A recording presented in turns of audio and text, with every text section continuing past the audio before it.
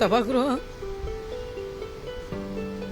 हे आधीसारखं नसणार आहे आणि आमच्या सगळ्यांचं आयुष्य सुद्धा त्यांच्या विना आधीसारखं नसणार. अजित पवारांच्या जवळ आदिती होती हे आम्ही बघितलेलं आहे. त्यांनी नेहमीच आम्हा सगळ्यांना पाठबळ दिलं, आधार दिला. चांगलं काम केलं तर प्रशंसा करायचे, थोड्या कुठे चुका झाल्या तर हक्काने वडिलांसारखं ओरडायचे, मार्गदर्शन करायचे. आणि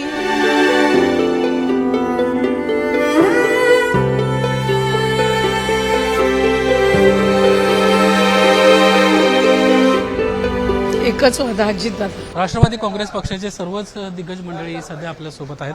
आपण त्यांच्याशी बोलणार आहोत. खरं तर सगळ्यांनाच भावना अनावर झाल्या होत्या. आज ज्या पद्धतीची घटना घडली, तुम्ही बोलणं अपेक्षित आहे सर. बोलू घटना घडली त्यानंतर एकंदरीत सगळी परिस्थिती पाहता नाही बोलू की सर मुश्रीफ सर होते आपल्यासोबत, प्रफुल्ल पटेल आहेत, सुनील तटकरे आहेत, प्रदेशाध्यक्ष आहेत राष्ट्रवादी काँग्रेस पक्षाचे. सर एकंदरीतच ज्या पद्धतीची परिस्थिती घडली त्यानंतर या सगळ्याची परिस्थिती आलेली आहेत, बोलायची या ठिकाणी प्रतिक्रिया कोणी देत नाही. जाता जाता अगदी एक प्रतिक्रिया. दादांच्या अकाली जाण्याने आम्ही सगळेजण मानसिकदृष्ट्या खचलेलो आहोत. त्याच्यामुळे कुठल्याही परिस्थितीत काही बोलण्याच्या मनस्थितीत आमच्यापैकी कोणी नाही. कुठल्याही प्रकारची सध्या तरी मानसिकता बोलण्याची नाही अशा पद्धतीची प्रतिक्रिया या ठिकाणी सुनील तटकरे यांनी एबीपी माझ्याशी बोलताना दिलेली आहेत. खरं तर अजित पवारांची लाडकी आमदार म्हणून आदिती तटकरे हिची ओळख होती, त्यामुळं आदितीशी आपण बोलण्याचा प्रयत्न करणार आहोत, त्यांच्या भावना जाणून. खरं तर ज्या पद्धतीची घटना घडली अगदी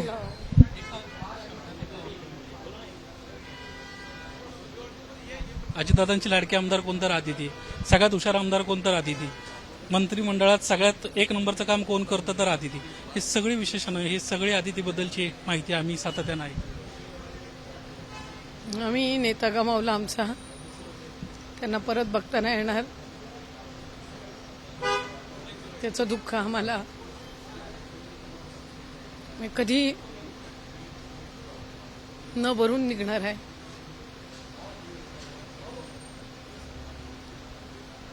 एवढं एकच वादा अजितदादा.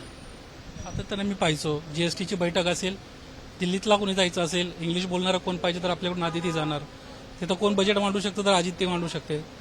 एवढा विश्वास अजित पवारांचा मी पाहिजे. त्यांनी नेहमीच आम्हा सगळ्यांना पाठबळ दिलं, आधार दिला. चांगलं काम केलं तर प्रशंसा करायचे, थोड्या कुठे चुका झाल्या तर हक्काने वडिलांसारखं ओरडायचे, मार्गदर्शन करायचे. आणि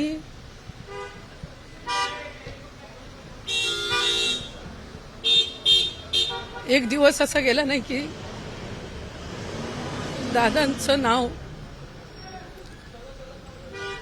तोंडातून निघालं नसेल किंवा त्यांची दिवसभरात आपल्या नेत्याची आठवण काढून आणि त्याच्या ह्याच्यानेच आम्ही कामाची सुरुवात करायचो.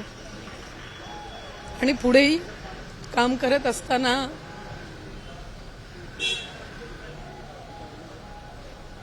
प्रत्येक बाबतीत त्यांची आठवण येत राहील.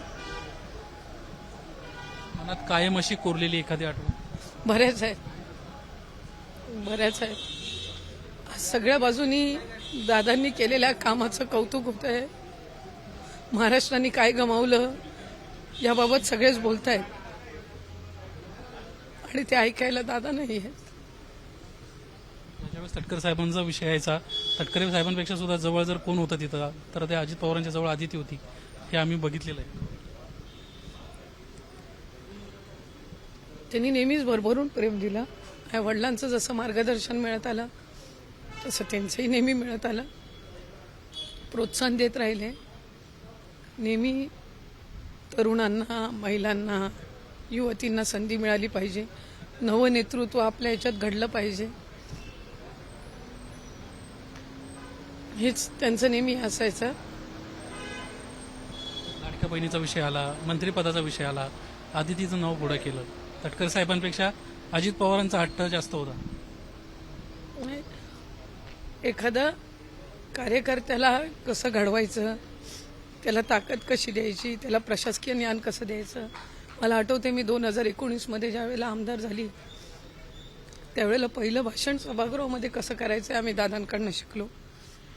अगदी बजेटवरचे मुद्दे कसे मांडायचे, पुरवणी मागण्या, बाप क्रमांक, पान क्रमांक कसं बोलून उठायचं, ह्या सगळ्या गोष्टी त्यांनी शिकवल्या.